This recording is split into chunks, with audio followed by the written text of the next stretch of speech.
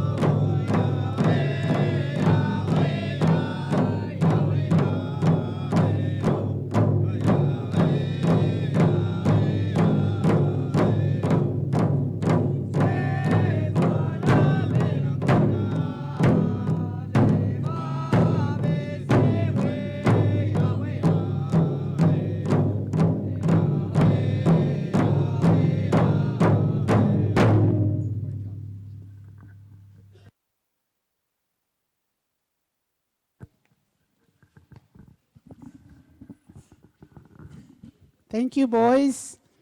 Just want to let you know that these boys gave up their bowling tonight to be here. So miigwech for making the sacrifice, and thank you for being here. And we really appreciate your presence. So miigwech, and hope we get some strikes here tonight. Okay, we're going to get started. Our evening will start with Duncan and Lisa are both going to have a few words to share, and then after that, we're going to show a 5-minute video. Then JP and I are going to speak a little bit, and then we'll have a break, and we'll come back. We have a bingo game and some draws from our survey and the door prize. And the door prize here tonight is a beautiful painting from Joshua LeClaire, and Thunder Bay also has a painting for their door prize also. So our prizes for the surveys we're going to do here. Thunder Bay doesn't have prizes for that, so if anyone in Thunder Bay wins, we will send our door prizes to Thunder Bay. So with that, I'd like to welcome Chief Machano, and we have to use this mic. I know we don't like it, but so Thunder Bay could hear us.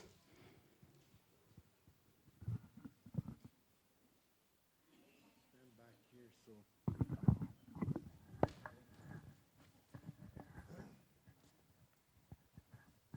Bojo, thanks everyone for coming, and thanks to the Thunder Bay crowd for showing up. I would imagine Sharon did a lot of work to get you all together there.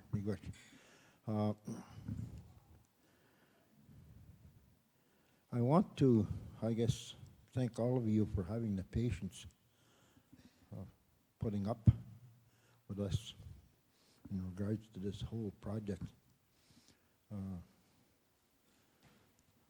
I also want to thank in particular JP and Joanne for all the dedication and the work that they put into this project, and also to the school staff, and in particular Lisa and Amy for all the work that they've done also in trying to get this project off the ground. I'm confident when I look at the outline of this project that it will come out as the winner among those 5 communities that are trying to get this funding to put their projects in place. Should we win this project, then the real work will start.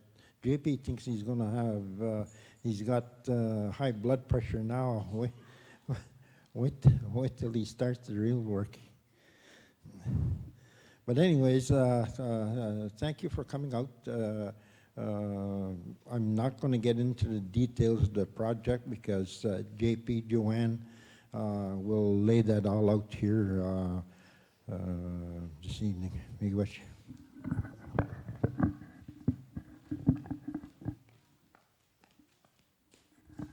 Miigwech, Duncan. And just to put it on the record, Chief Michano is the individual who had the vision for STEM. So we just want to acknowledge our chief and the fact that he's a thinker, he's a long-term strategic thinker, and he thinks of the big vision.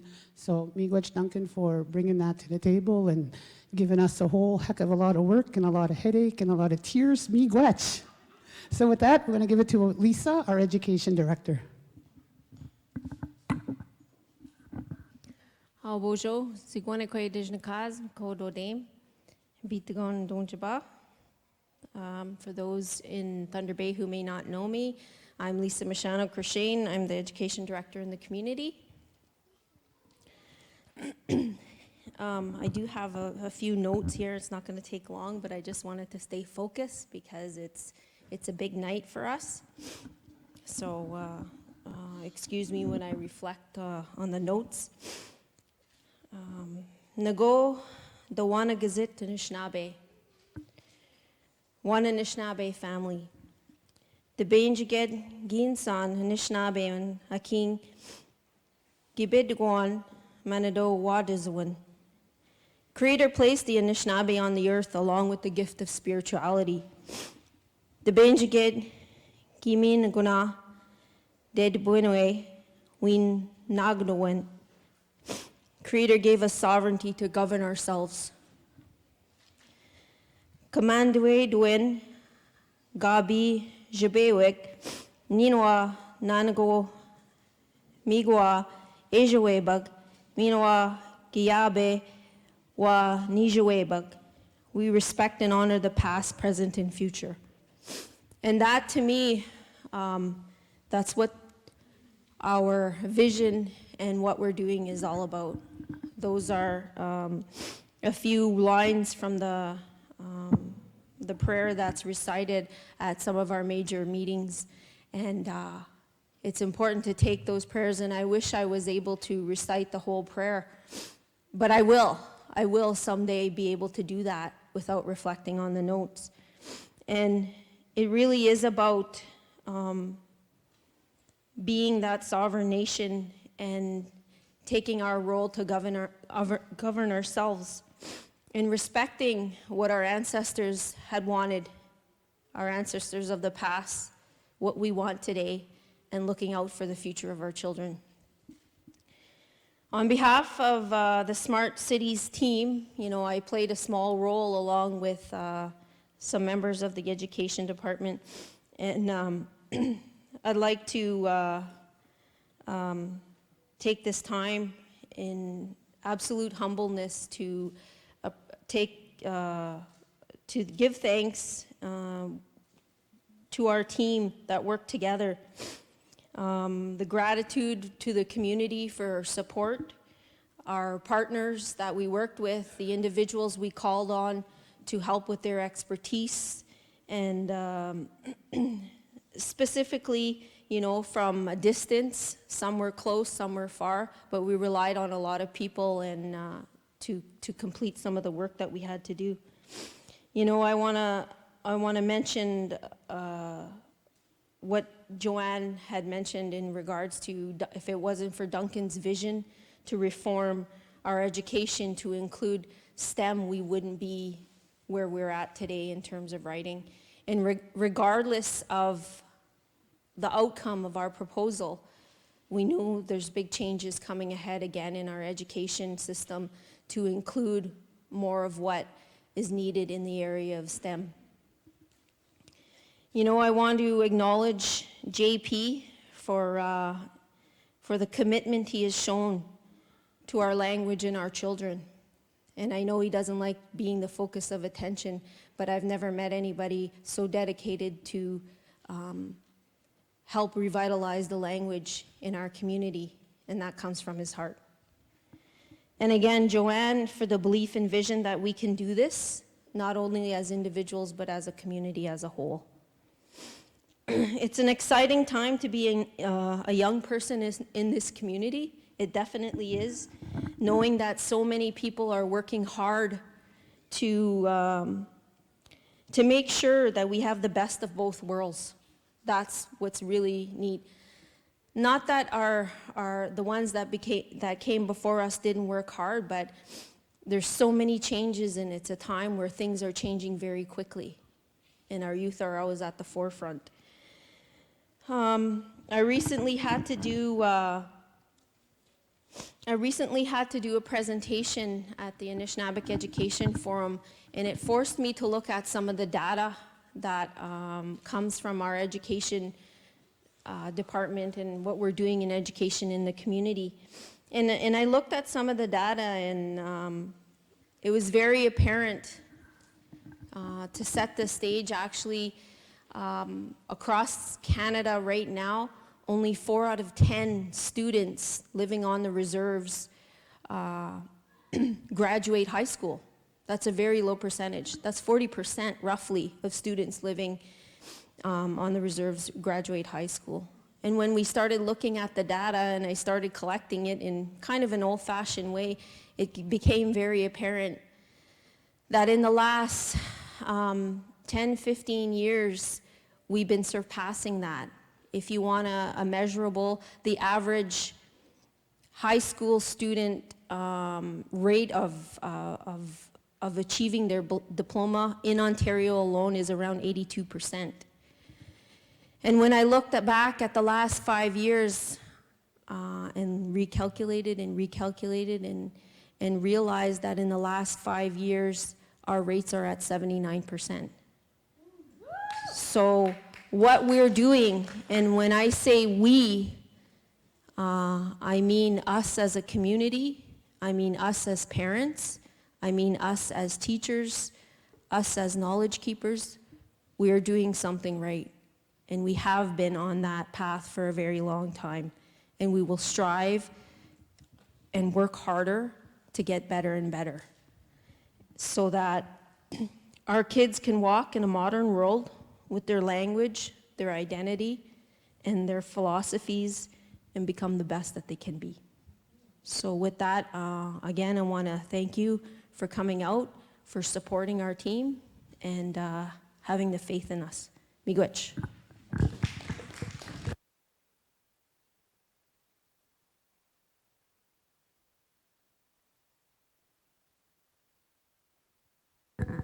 Miigwech, Lisa, for those wonderful words. So we'll continue on tonight. What we're going to move into right now is to take a look at a 5-minute video that is part of our Smart Cities application, and we will be posting this on our website, and it's part of the application process. So with that, we're going to start with that now. Are we good, Jason?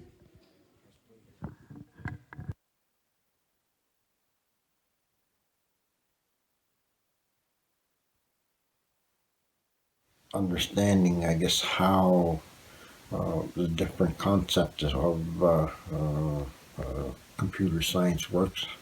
Because if you don't understand how these things work, you'll always be users. And we don't want them to be just users. We want them to actually understand and build and fully participate in the whole creation of programs and applications. Apedekko wewendam, wimna dapananawa. Nongum wasmunim kukonsa kewunen munadizewat, biktikon weskanikwat. Apedekke, we kenda so kwenikea. Meanwhile, weekski tonawa we nendamuat wenikea. Weekski euzewat nongum yang kubeniding mojak. Apedekkego, Winishnabe wendamok, e piche wasmunim kukonsa kewunen munadizewat. Apedek, danishnabe mwinan. Win sitanawa, meanwhile week skit tonawa, we chiwin in the wendy wendamuat. Meanwadash, apedek yabe, nishnabek, we hawiok. As a mom, you can't help but feel you can't help but feel the love for all children. If something isn't good enough for my own kids, then it's not good enough for the rest of the community kids. So when we embarked on this journey to write this proposal, this is something that's going to help us do some of the things that we're already doing in order to give our children the best shot in life, to give them the tools they need without forgetting where they've come from and without forgetting what being Anishinaabe means to them. They're going to be able to walk with their identity intact, and they're going to know that their community was behind them 100% in looking out for them in their future. Through this grant, we can have Indigenous students like myself living hours away from home have access to their language, and that'll give them a strong sense of who they are. So this whole party, we're going to house it inside of the Open edX learning management system. There are 4 main parts. The first of the 4 is the e-learning functionality part, and that includes the K-12 augmentations to our current K-12 curriculum, such as Code.org, block-based programming for our kindergarten to grade 5s, the Python programming language for grade 6 students, and Robotics 1 and 2 in grades 7 and 8. And it also includes the CompTIA A+ IT Information Technology Certification Curriculum for high school students. And all of this will take place via blended learning and growth mindset approaches. The second of the 4 parts is e-acquisition, and this includes 2,000 hours of immersion video, the content of which is our core Otsukanen, our basic building blocks of our Anishinaabe worldview of the cosmos and the universe. The third of the 4 parts is the meetup functionality of Open edX, basically the online mobile-enabled forum, and this will enable real-world connections of our students with not just a digital community, but with the real-world community and the land and the traditional Anishinaabe activities taking place inside of our Bictogong territory. And the fourth of the 4 ways wraps the previous 3, and that's bilingual STEM video. And this is 1,000 hours of course video that's part of other STEM courses. It discusses in both Anishinaabe Mwin and English some possible ways all of this can be understood within our Anishinaabe worldview. And this is how we hope to transform our youth into better educated, more employable, better grounded, and more holistically Anishinaabe people. Hello, world. Our kids need to understand who they are. So we will try to use technologies to help them understand who they are. We'll try to use technologies for them to understand their language. Try to use technology to help them understand better the concept of land-based learning and how do we do that. Do we do that through videos? Do we do But what that the through real world community and the land and the traditional Anishinaabe activities taking place inside of our Bigtagong territory. And the fourth of the 4 ways wraps the previous 3, and that's bilingual STEM video. And this is 1,000 hours of course video that's part of other STEM courses. It discusses in both Anishinaabe Mwin and English some possible ways all of this can be understood within our Anishinaabe worldview. And this is how we hope to transform our youth into better educated, more employable, better grounded, and more holistically Anishinaabe people.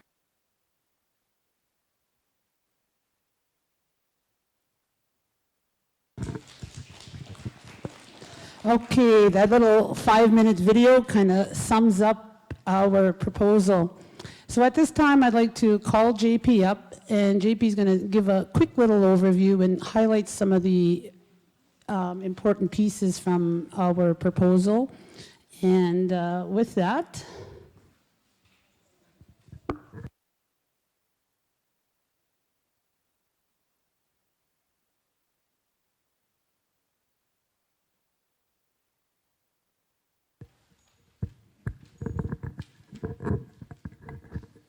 Did you want to speak first?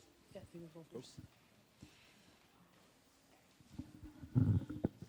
we get that bottom part to go away, Jason?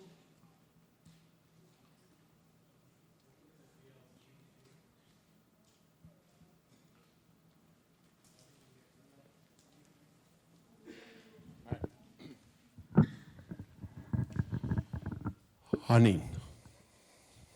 Hanin.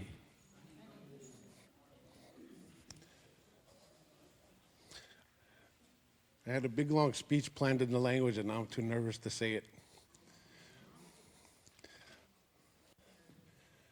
Apchigo de kus, you know, Joanne. We're very tired. Apchigo nibana do should be gamin. Gyabe.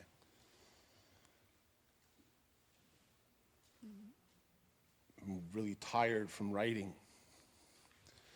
It's very exciting though. Oh, Anit.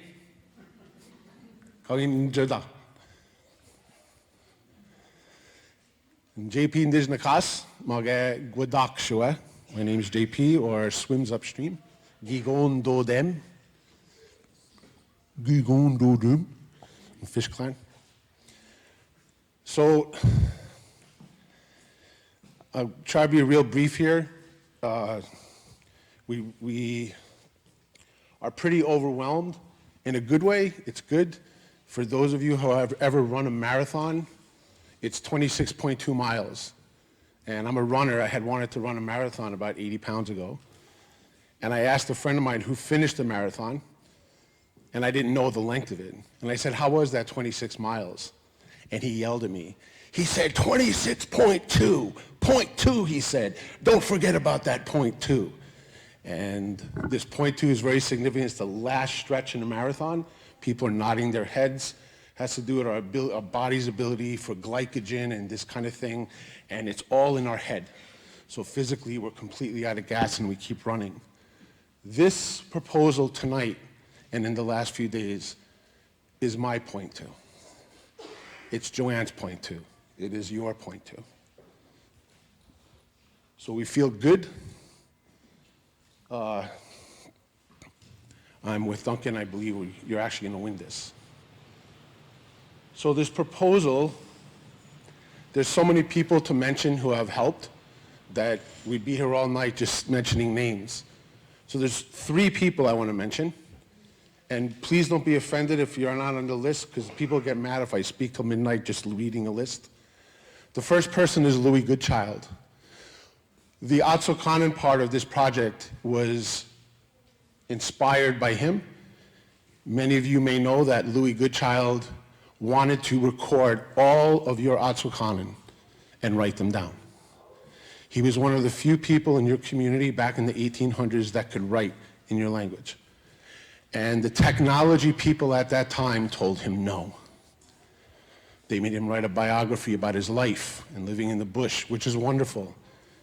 But the Atsokanen never got written. I haven't forgotten about you. I'll keep trying to turn around to see who's over there. So Joanne had suggested that this project incorporate the vision of Louis Goodchild. And so this is nothing new here. Lisa said this many, many times. This is a continuation of what your community has been doing for a very, very long time. It's just put in this new format called Smart Cities Technology, but the components are all quite old actually, and in some ways very ancient. So that's the first person I wanted to mention. The other two is Professor Tom Boger. He's a professor of mine, he's retired now. He was the director of the computer science program where I went to school. He has helped create this little chart here. Duncan, Professor Boger, and my job was kind of try to put their stuff into implementable form. So I want to acknowledge Professor Tom Boger. And the other person, the third one, is Lisa Johnson. Lisa Johnson was someone that we requested help us very late in this proposal writing process. She works for your community, helping build the school for SBA engineering.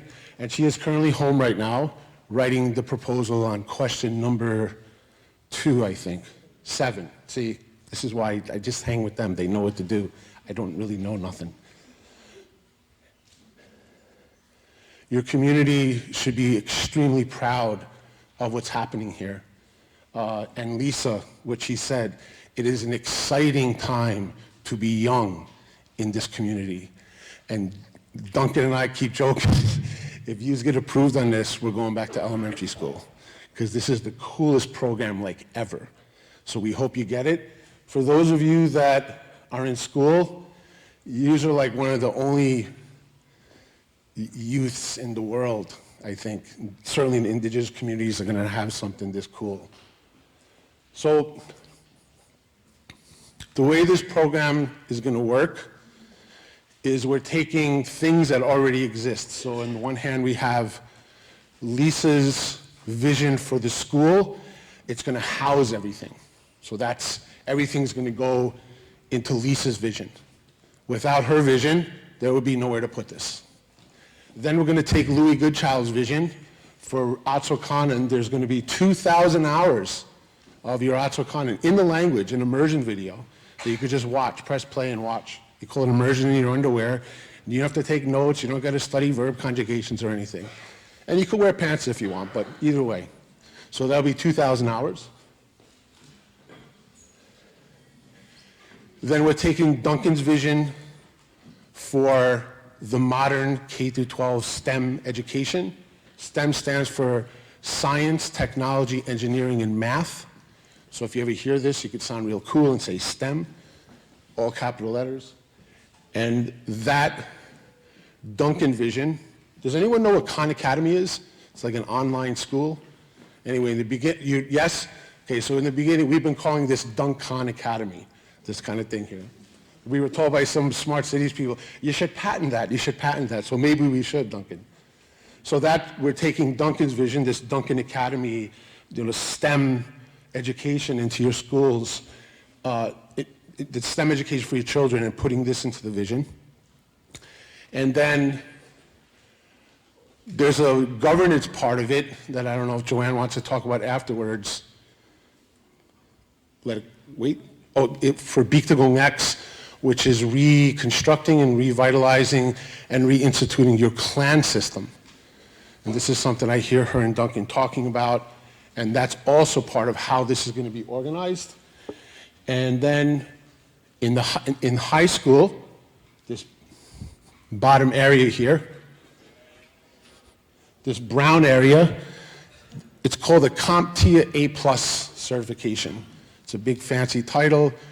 It's usually offered in the first year of college, and it gets kids trained up in IT.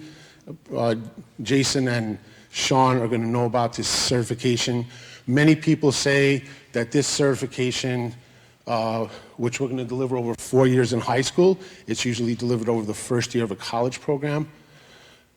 This IT certification, many feel, is not just the first step in a technology career, but a really good choice as a first step in any career. And this lines out kids in real world, hands-on, fixing computers, fixing networks, all the stuff that Jason and Sean are doing tonight, how the internet works, those cameras there, how we're able to connect with all those beautiful faces there in Thunder Bay and here. This is what your kids will all be trained in, how to be privacy online and all this kind of stuff like this. This makes them extremely employable. And when we say extremely employable, we mean really, really desirably employable. Professor Tom Boger, when we talked about this curriculum here, said, there's a very good chance that your on-reserve school is going to become like a magnet school. This is a fancy education word, which basically means that lots of people are going to want to come to it from off-reserve. And picture this for a minute. People off-reserve are going to want to come to your on-reserve school because you have a better modern technology education program. And how did this happen? Years and years of this, right? What Lisa and Duncan and Joanne talked about. This is not just now. We are standing on the shoulders of a whole bunch of people and generations that came before us. And the final part, my personal favorite, is the yellow one over here. 1,000 hours of bilingual STEM video. And what is that? So many of you have heard us talk before about immersion. After 2,000 hours of immersion instruction, we now can understand whatever language we watched, we can understand that language without any context. So someone could just stand there with their hands at their side, speak in your Bikung Anishinaabe language to you, and you will understand your language almost completely after the 2,000 hours. Which means that when your kids go into 9th grade, they are what we call, somewhat informally, fluent in understanding. They're able to listen to audio. Now, they're in 9th grade. So what is that, 13, 14? Well, I was like 19 probably when I was in. But your kids are probably like 14 or something, right? So they'll go into 9th grade fully able to understand their language, fully able to translate for Dorothy, for Myra, for Cecil, for all of the audio on the website, Louis Goodchild, Dan Goodchild, Moses Fisher. And the reason the children will be able to do this is because you did this in your language project before we started. And I want to acknowledge this man here, Arthur Fisher, who is one of my wonderful, wonderful, I always call my favorite Ojibwe, but then Cecil got mad. He said, I thought I was your favorite Ojibwe. So I just thought I love you both. So Artie was instrumental in reconstructing the language, which made this possible. So I just want to make the point that when they come into grade 9, after 8 years of immersion video, they fully understand your language, and they could translate into English in real time as a speaker speaking. This is what your children will be able to do on day 1 of grade 9. So when they come in here, we're going to have 1,000 hours of what we call bilingual video on STEM topics, science, technology, engineering, and math. And it's going to be available in both languages, so anyone could use it, but it's going to be delivered in the classroom, in the curriculum, to the children in the language. So they're going to hear about how their Atsokanen, because remember, this immersion video up here from K through 8, all of their Atsokanen that Louis wanted to record, that we're currently working to reconstruct on the Atsokanen committee, all of that immersion video from grades K through 8 is all your Atsokanen, your kids, when they're entering at the end of 8th grade, going into grade 9, will know all of your sacred stories. All of them. They're the core ones, the main ones we're calling them. So when they come over here, this 1,000 hours of bilingual STEM video is an application of your Atsokanen to the STEM fields. And here's an example. So if we ask somebody what causes thunder and lightning, someone might say, well, it's the hot meets the cold, and there's this discharge of electrons, and it causes a charge, and then there's like this blowing up thing, and the light travels, so you see lightning first, and then a little while later you hear thunder, and this is all based on science. And this is true, as we currently understand science. But there's another correct answer. Thunder and lightning, according to our Atsokanen, are caused by the thunder beings, usually taking the form of thunder birds, in the eternal battle using lightning bolts as weapons with Shibajil, with the underwater lynx. And this eternal battle, which is an allegory for the eternal human battle between good and bad, is where lightning and thunder comes from. So some people would ask which one is correct. And my response is, I don't like the question, they're both correct. It is our Atsokanen's job and role to explain why, metaphysically why, the science is what it is. The role of our Atsokanen is not to do science. And the role of science is not to prove or disprove our Atsokanen. The two, historically, in indigenous societies all over the world, have peacefully coexisted for generations and generations and generations until very, very recently. So the Atsokanen and the science outlooks will be taught to your children so they don't have to choose one or the other. Some people call this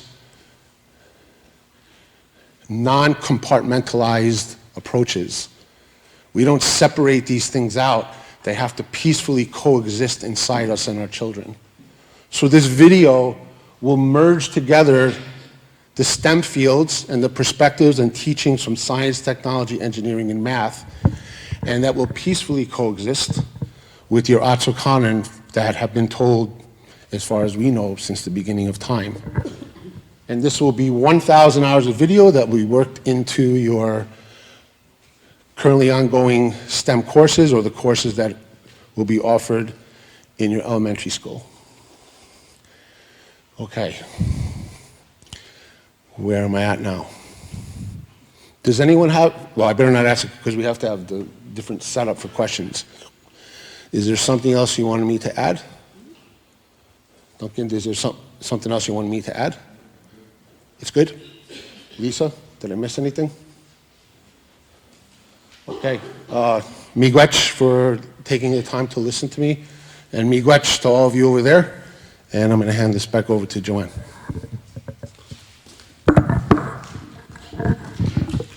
Thank you, JP. So that gives us a good overview of where we're going and what we plan on doing, and the details of all of this stuff has been noted inside of our proposal, and there's lots of details, lots and lots of details. So that information now will get presented tonight before 3 a.m., and we'll have it submitted, and then we will give the uncut version to Chief and Council, because there is an uncut version, because we're over in the hundreds of pages right now. We need to bring that down to 75. One of the things JP talked about, and I want to spend a little bit time to just put this in the back of our minds, because our proposal didn't just come out of the thin air. Dunky didn't just see this come down through his email and say, oh, I wonder what we can do. This proposal is building upon what JP said, things that we're already working on, our vision, our big vision. So the Smart Cities proposal is an opportunity for us to build upon that and to set some more foundations to build again. And we are building again. And one of the things that we want to build upon is this idea of Bictugong X. And Bictugong X is going to, for this proposal, house all of this. But we're going to take it beyond that once we're done that. And Bictugong X is going to be our virtual community.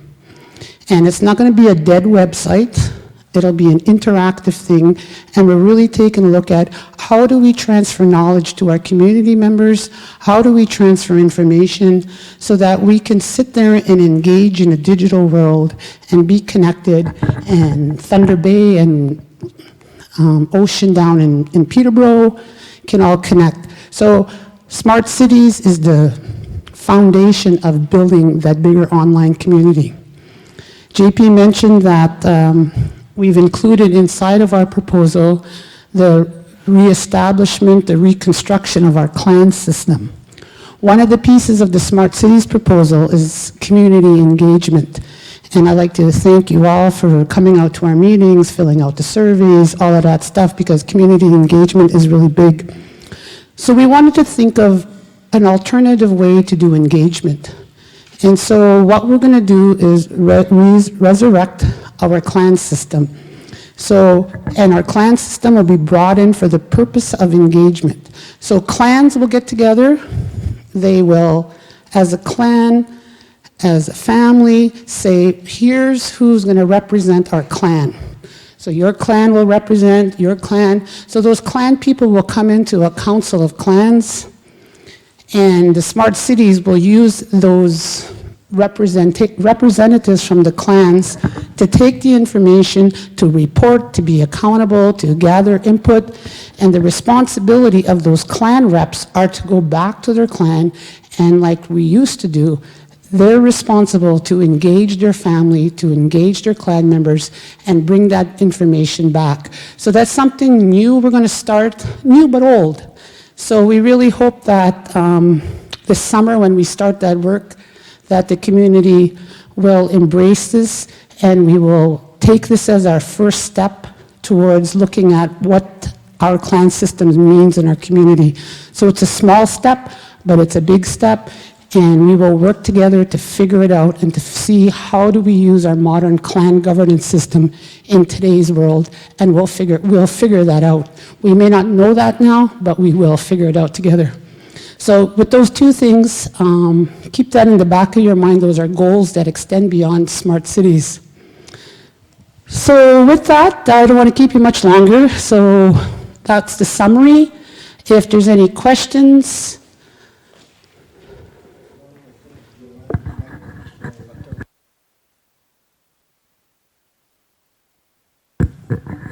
Yes, we have to go to Ottawa on May 14th for a finalist forum, and according to the email we have, they will be announcing the winners on May 14th.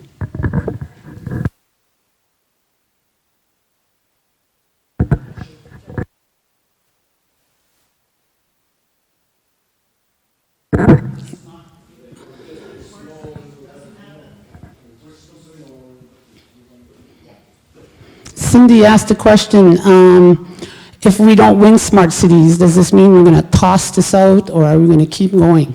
Absolutely, we're going to keep going. And we've been very strategic about how we've designed this. So all of this stuff can be implemented in pieces, in little modules, and they're not too dependent on each other. So we've thought about that, and we don't want to go through all this work and not do anything with it if we don't get money. And the other piece that we're keeping in mind, even if we do get the money, we got to sustain it forever. So right now, and this is where our other departments are coming in to take a look at how do we sustain this, so it's got to go beyond 5 years. It's going to be forever, basically. So you're doing understanders of the language. What's the long-term goal of the speakers? Well, Simon, like I said, we've been building on this for a long time, since Cindy's vision, actually. The question Simon asked, smart cities is going to give us understanders. And basically, that's not good enough. We want to create speakers. So if we remember through all the consultation stuff we did, 2,000 hours gets us to be an understander, 10,000 gives us Myra. So we will still be continuing on having to produce 10,000 hours of audio.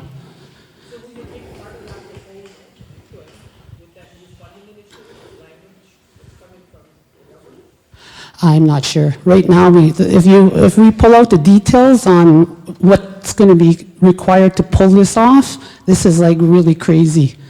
Like if we pull the charts and see like when we break it down per hour of video and uploading and off-ramping and all of these crazy things. So right now, we're sticking to this. We are looking inside of this. We're going to look at some animation stuff. We haven't committed it in the proposal, but we are going to look at animation and look at what's available in technology in the back of our minds that we need to produce 10,000 hours more of audio. So we're not forgetting that, but this proposal inside of this time frame with our resources, we could never do 12,000 hours inside of this. So right now the goal, 2,000 hours understanders, and the big goal always, always, always is speakers. And if we go back to the days when we first started doing immersion, and the only thing different, Cindy, from those days is we've gone to our dialect. That's the only thing different, and we're going online. So the same goals, the same vision of back in 2003, 2000, I don't even remember. Yeah, but so Simon, for real, absolutely, we need 10,000 more hours. So, no, it's not. We know that. We know that. And that's very, very true. We need, and that is our goal, to create speakers. So for now, we're going to create understanders, and I really want us to sit with that for a minute and celebrate that and think about that. We are going to create understanders in our community. That has not been done. It's not been done. Not in my generation. Probably my parents' generation, that's probably the last time we created, maybe even not that. So this is the starting point, the foundations of a whole lot of things. Any more questions, Cindy? Not a question, but just a comment that okay, not only for us sitting here, but that's what I wanted to acknowledge was the group in Thunder Bay, that how important it is for us all the time to realize that not only does Pitt River need to reach out to the off-reserve, for lack of a better word, I don't like that word, but for those community members who are not living here, you know, make sure you keep contact, make sure you keep an eye on what's going on, because we really need you to become strong. We need your children to become strong, your grandchildren to become strong, because the stronger they become, the stronger my grandchildren will become, the stronger I become. We have to realize and not ever forget our interconnectedness. Miigwech.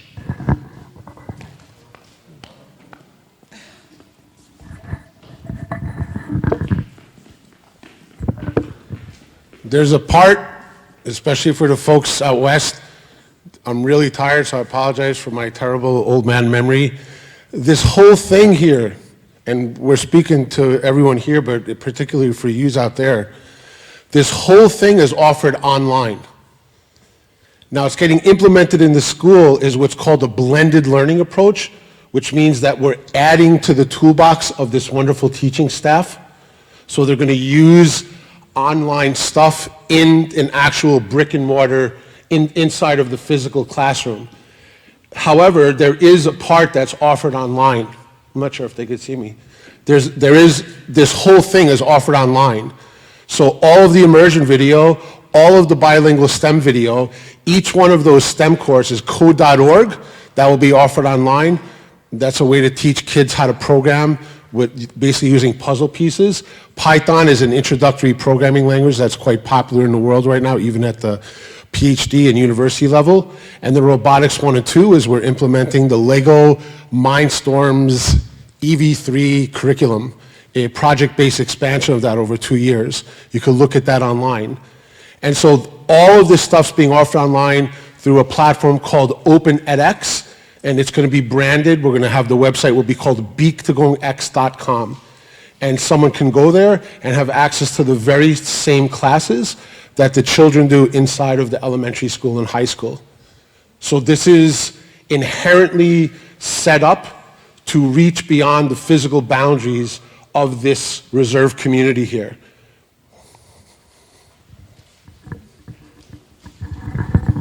That's a really important point in terms of the smart cities proposal requirements, is that what we're doing here needs to be a model. It needs to be replicated by other communities. So with that, when we do our Wawa immersion video, and the reason we're doing Wawa is because we don't have speakers who can do immersion. So we had to fix that problem. Debbie, Esther, that's why we're doing Wawa, because we do not have speakers who can do immersion. So this stuff is going to be available online and open and available to anybody. And because it's Wawa, if another community wanted to put their dialect, or if some French person wanted to put their language, or an Italian, or like Mr. Sportolakis, when I saw him in the store, he says, "Oh, I'll put Greek on there." So, you know, the Wawa immersion video allows it to be usable by a whole lot of people. One of the things I want to just, and this will be the last piece, because we could be here for a long time, I want to talk about the CompTIA A+ just very quickly. When we initially came forward with this, we just had this big, wonderful vision. Oh, we're going to do this, and Duncan and JP are going crazy. And then Lisa texts me, and she says, "You better tell them something." And I'm like, "What's that?" She says, "The Ontario curriculum is not going to allow them to do what they want." And so my thought was, well, we'll go to the ministry ed and yada, yada, yada. And Lisa's like, okay, that's not going to happen either. So the reality was the current Ontario curriculum would not allow us to do what we wanted for our kids. So we came to a big standstill, basically. We were like, what do we do now? And so when we came up with CompTIA, we took a look at, we cannot deliver this inside of the regular school system because the Ontario curriculum has too many limitations. So we didn't want to toss it out. So what we've come up with this is it's going to get implemented in a couple of ways. Amy will go through that curriculum and take what's inside of there and put it inside some of the classrooms that are already existing for Ontario curriculum. However, we already know that the content of those courses is not going to be big enough to teach the CompTIA A+. So what we're going to do now is implement a co-op program for our students. So there'll be real co-ops where the co-op now is not just about work experience, but the co-op is going to be taking the curriculum from the CompTIA and apply it real life. So they'll have that. The other piece that we're doing for our high school students to ensure the CompTIA comes down is we're going to set up a youth-based IT business. So they will be business owners, those kids, and hopefully what we want is they'll have their own independent IT business. So we're going to put Jason out of business. So that's a part of it, our economic development program, and our sustainability department will be taking care of that co-op and that business. And the other piece with that is that we're making a path, a special path for our summer student employment, and there'll be guaranteed employment for these people going through here. So those are some of the things that we're doing to wrap some love, to wrap some support around our kids, because it's not only about our children, because as an organization and a community, if we're not moving into this world of technology, our community will be left behind. So CompTIA is about our kids, but it is about our nation, it is about our community, and so this is a new field, so that's what we're going to be doing. We're going to be putting lots of resources to the kids that go through this piece. Okay, anything in Thunder Bay? Any questions?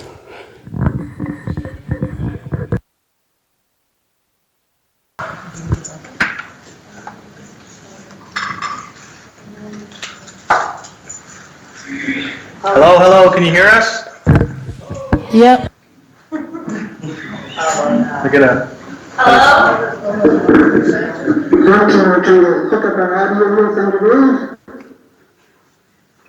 We can hear you.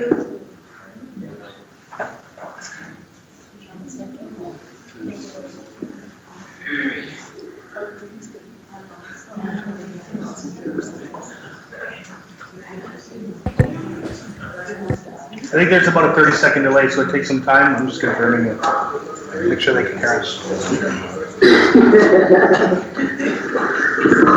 those recorders, you see them, they ask you questions, they're standing here. That's how it goes. A little bit longer ago, like that time. Hello, can you hear us? Oh, there it is.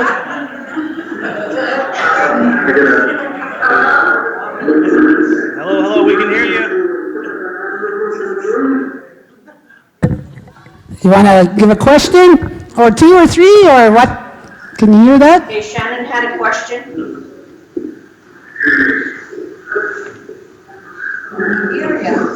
Yeah, so you can ask the question out loud, and I'll send them a typed copy, just to confirm that they got your question. They can see it.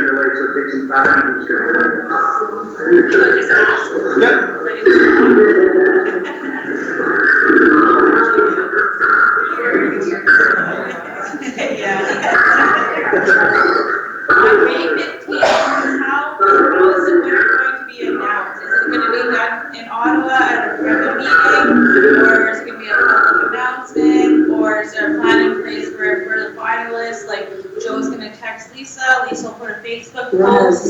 How are you going to find out?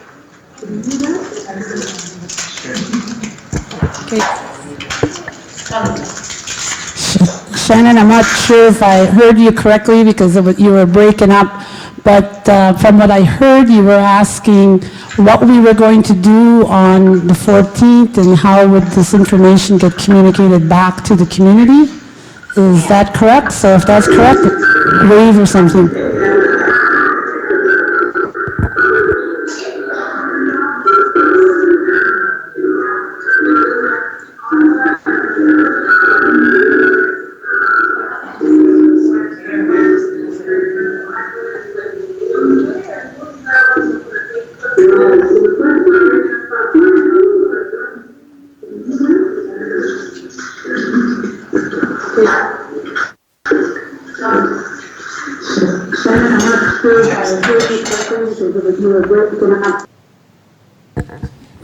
When we received the email the other day about May 14th and that they were going to announce the winners over there, we were a little bit sad because we're going to be there up there all by ourselves, Lisa and Duncan, myself, JP, and whether we're happy or sad, we're kind of sad that we're not home. So we were planning to be here together when they made the announcement. So we haven't really thought about that, Shannon, what we're going to do, but somehow we'll figure something out. But it's a good point, and we just are feeling a little bit heavy about not being home when this decision comes. But we will have something in place for May 14th.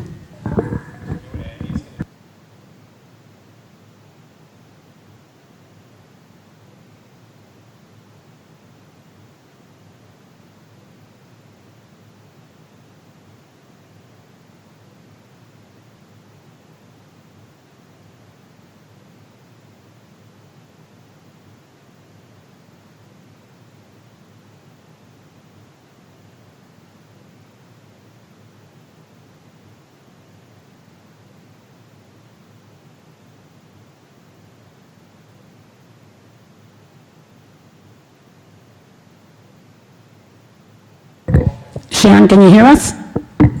Wave if you can.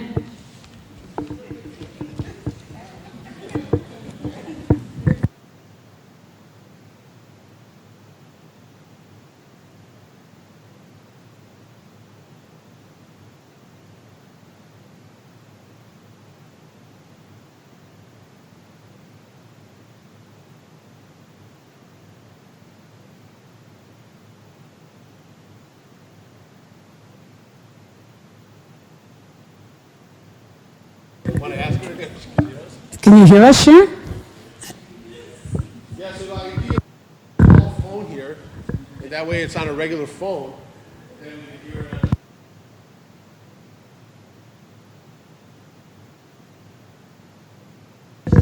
Well, just remember, despite technical difficulties, look who's there and look who's here, and we're connected, and we're going to get this all figured out eventually. But so right now, we get to see them, they get to see us, so that's really good.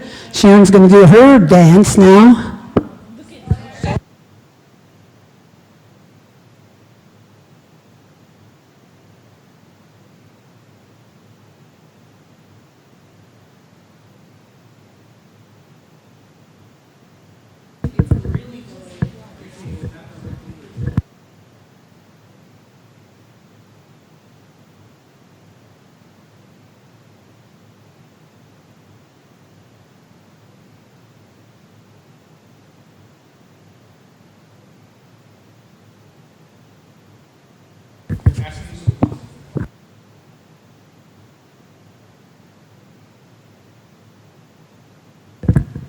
Okay, Kaylee, you got your phone? You're going to text Auntie Lisa if your questions, if there's any questions there, and Lisa will get the text, and then we'll read the question and then try to respond. Kaylee Rose, where are you?